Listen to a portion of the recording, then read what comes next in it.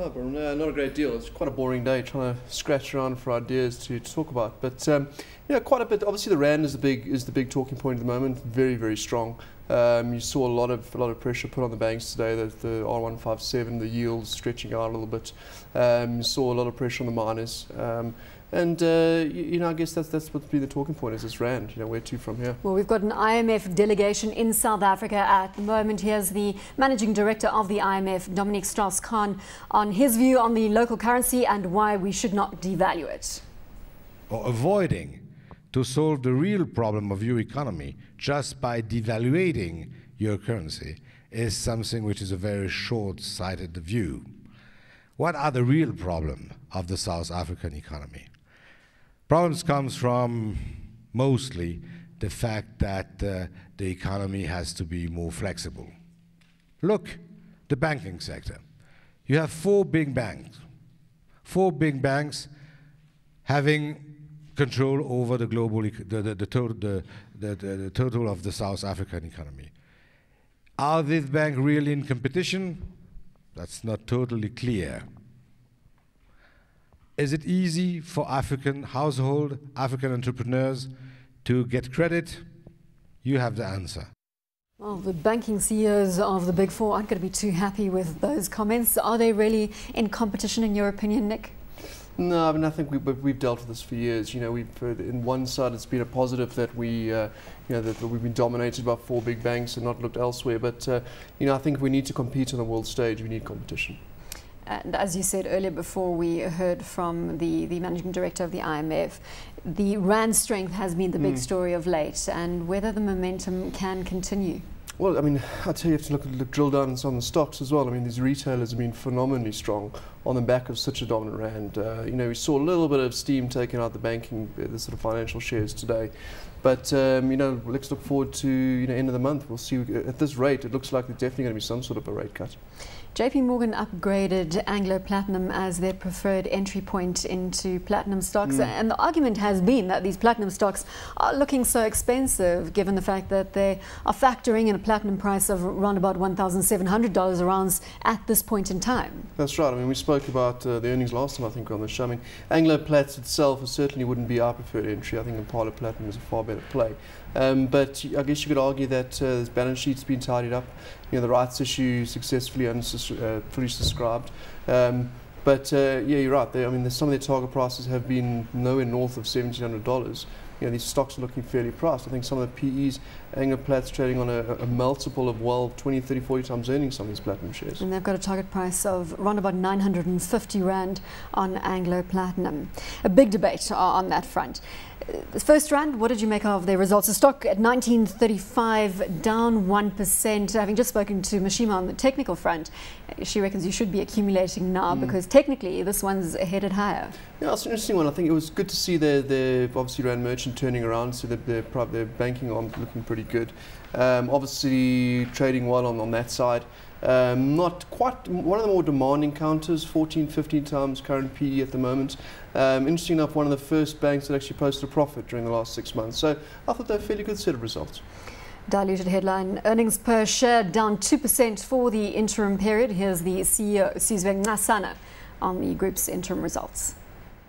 Because of the reduction in interest rates, the household certainly seen an improvement in terms of the level of non-performing loans and bad debts. And therefore, our retail business has certainly enjoyed some improvement there, even though there's a negative impact because the endowment interest that we earn on our capital as well as on our deposits has certainly been negatively affected there. But we generally see an improvement in the South African economy, and the numbers reflect that improvement. We know that consumers are still a bit cash-strapped. They still have high debt burdens. Is the consumer out of the wood? Are we going to continue to see this improvement in your retail banking business? I think it is going to take a while before the household debt to disposable income, which is by the end of December was sitting at about 78%, improves significantly from those levels. And therefore, the repair of the balance sheets and the deleveraging that still has to happen will take a while. And therefore, even though we're seeing an improvement and the confidence levels are certainly improving, I think the improvement you will really start to realize in 2011. How about the corporate customer? We know from other banks that they're only expecting those to peak, bad debts from corporate customers to peak perhaps in the second quarter of this year. What's your experience at FirstRand? Are you seeing the same thing? It is very similar. You know, we think the non-performing loans as well as the bad debts are going to peak somewhere around the middle of the calendar year. Now, some of the weak spots that we saw in your previous year, RMB, Westbank, how have they improved as economic conditions have started to turn around? Because I see in Westbank in particular, 93% increase on June. Yeah, Westbank has been a turnaround story. They've been focusing quite a lot on reducing costs, as well as, you know, collections and managing their large book in terms of, you know, the lending that particularly happens in the retail space. So certainly as interest rates have come down, you know, that area has improved.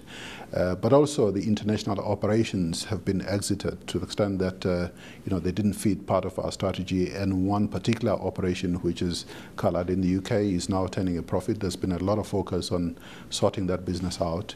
And as far as RMB is concerned, the impact of the legacy portfolios has been diminished in this period to December 2009. And also there's been a much bigger focus on efficiencies, on growing the business in line with the broader FirstRand strategy, particularly in Africa, as well as our relationship with China Construction Bank and our branch in India. You mentioned China Construction Bank, the relationship that you've struck up with them. You've also set up a branch in India. Are you starting to see any benefits from these relationships and from setting up the branch in India? Absolutely. The relationship with China Construction Bank is continuing to generate increasing volumes of deal flow, particularly looking at Chinese companies that are investing in Africa, and therefore there's advisory fees, lending, as well as transactional activities, which we continue to see with our relationship with CCB. The India branch is getting a lot of traction, particularly in areas where Indian corporates are moving into Africa as well. But also you see an increasing number of South African companies, particularly that are moving into India. Of course, we know that we are getting tougher regulation, and globally, do you see that having an impact on your business going forward, particularly in areas like proprietary trading? Not really. I think if you look at some of the proposals that are coming forward, particularly out of Basel III, that relate particularly to capital adequacy, we don't think there'll be an impact, particularly in that area, because, you know, South African banks and FirstRand are particularly well capitalized. There may be some impact in the liquidity regulations that are being proposed, but, you know, there's still a lot of discussion which has to take place in that area. Do you think they could have an impact on your own proprietary trading and hedge fund type operations? Not really, because, you know, the amount of capital that we allocate to prop trading as well as private equity is not particularly large in the context of the total capital of the bank, and therefore we don't think, you know, that's an issue which is going to particularly affect us. Nick, it appears that the trend in all the banks is the same at the moment, that retail bad debts have peaked, but not so sure on the corporate front, and that most banks are expecting corporate bad debts to peak somewhere in the second quarter of 2010. Yeah, same theme, isn't it, Bronwyn? We've heard this from a couple of CEOs, that certainly it appears that the retailer is, the man at home is, that market is getting their balance sheet in order, but still expecting more defaults from the corporates, which is a little bit concerning, because these stocks are certainly trading near their highs. 9th of March 2009, we all thought the end of the world was coming, and stocks were pricing Armageddon. What has happened in terms of valuations, rallies since that low point of 2009? Yeah, it's interesting, isn't it? Because some of the stocks, we just were talking off air now, I mean, Nedbank up 102% from its lows, you know, the likes of Standard Bank 140% from the bottom exactly a year ago. The same goes on, you know, looking at across the board, Investec PLC is up over 200%, and I mean, I'm sure you remember sitting on air and debating, you know, what was Investec going to go belly up, and it's actually more than just gone up 200%.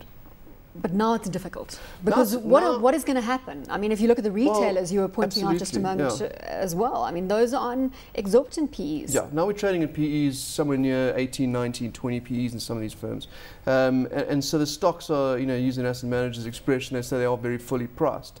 And we'd say they're ridiculously expensive. But it's, you know, for me and for the guys on the desk, you know, where does the market go to from here? Because it is looking expensive.